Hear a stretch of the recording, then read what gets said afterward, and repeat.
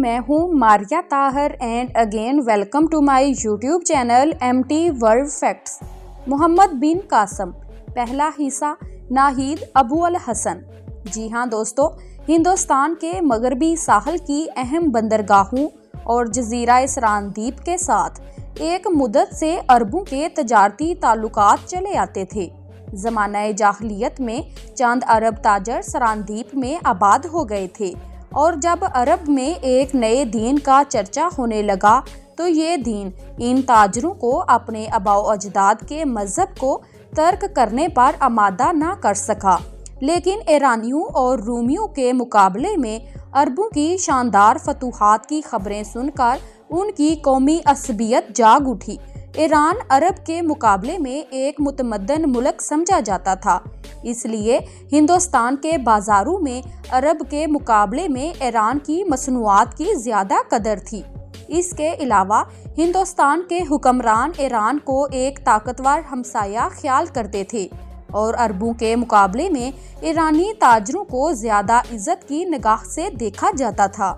اگر شام سے کوئی قافلہ آ جاتا تو روما کی قدیم ستوت سے مرعوب ہندوستانی انہیں بھی عربوں سے زیادہ مراعات دیتے، لیکن حضرت ابوبکر صدیق رضی اللہ تعالیٰ عنہ اور حضرت عمر فاروق رضی اللہ تعالیٰ عنہ کی شاندار فتوحات نے عربوں کے متعلق ہمسایہ ملک کے باشندوں کا زاویہ نگاہ تبدیل کر دیا۔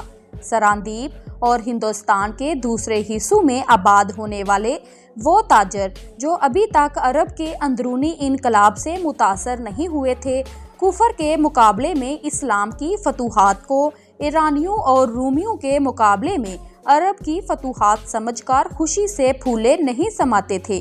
عربوں کے نئے دین سے ان کی نفرت اب محبت میں تبدیل ہو رہی تھی۔ اس زمانے میں جن لوگوں کو عرب جانے کا اتفاق ہوا وہ اسلام کی نعمتوں سے مالا مال ہو کر واپس آئے۔ عبدالشمس عرب تاجروں کا سرگروہ تھا۔ اس کا خاندان ایک مدت سے سراندیپ میں آباد تھا۔ وہ اسی جزیرے میں پیدا ہوا اور اسی جگہ آباد ہونے والے ایک عرب خاندان کی لڑکی سے شادی کی۔ جوانی سے بڑھاپے تک اس کے بحری سفر بھی سراندیپ سے کاٹھیا واڑ تک محدود رہے۔ اسے یہ بھی معلوم نہ تھا کہ عرب میں اس کے خاندان کے دوسرے افراد کون ہیں اور کس جگہ رہتے ہیں۔ دوسرے عربوں کی طرح وہ بھی مادر وطن کے ساتھ اس وقت دلچسپی لینے لگا جب یرموک اور قادسیہ میں مسلمانوں کی شاندار فتوحات کی خبریں دنیا کے ہر گوشے میں پہنچ چکی تھیں۔ موجودہ راجا کے باپ کو انہی خبروں نے عرب کے ایک گمنام تاجر کی طرف دوستی کا ہاتھ بڑھانے پر آمادہ کیا تھا۔ اس نے عبدالشمس اور اس کے ساتھیوں کو دربار میں بلایا اور بیش قیمت تحائف دے کر رخصت کیا۔ 45 ہجری میں اپنے باپ کی وفات کے بعد نئے راجا نے تخت نشین ہوتے ہی عبدالشمس کو بلایا اور کہا، مدت سے ہمارے ملک میں تمہارے ملک کا کوئی تاجر نہیں آیا۔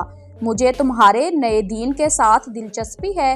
اگر تم وہاں جانا پسند کرو تو میں تمہارے لیے ہر سہولت مہیا کرنے کے لیے تیار ہوں۔ عبدالشمس نے جواب دیا، آپ کے منہ سے میرے دل کی دبی ہوئی آواز نکلی ہے، میں جانے کے لیے تیار ہوں۔ 5 عرب تاجروں کے سوا باقی سب عبدالشمس کا ساتھ دینے کے لیے تیار ہو گئے۔ 10 دن بعد بندرگاہ پر ایک جہاز کھڑا تھا اور عرب اپنے بال بچوں سے رخصت ہو رہے تھے۔ عبدالشمس کی بیوی فوت ہو چکی تھی۔ اس نے سینے پر پتھر رکھ کر اپنی اکلوتی بیٹی کو الوداع کہا۔ اس لڑکی کا نام سلمہ تھا۔ شہر میں کوئی شخص ایسا نہ تھا جو اسے نسوانی حسن کا بلند ترین معیار تصور نہ کرتا تھا۔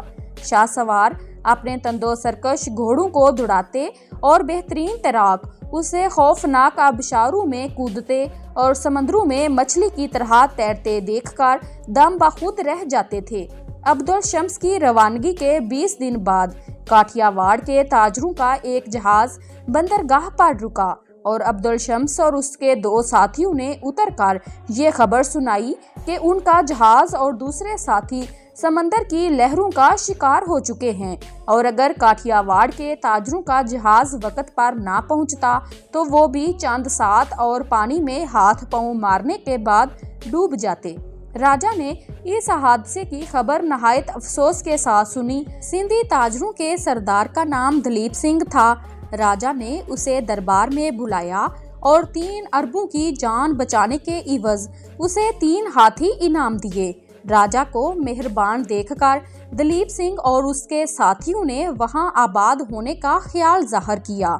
राजा ने खुशी से उनकी ये दरख्वास्त मंजूर की और शाही खजाने से उनके लिए मकान तामीर करवा दिए। चंद साल की वफादाराना खिदमत के बाद दलीप सिंह राजा के बहरी बेड़े का अफसरे आला बना दिया गया। जी हाँ दोस्तों, वीडियो पसंद आई है तो लाइक कर दें और चैनल को जल्दी से सब्सक्राइब करें। Thanks for watching my video.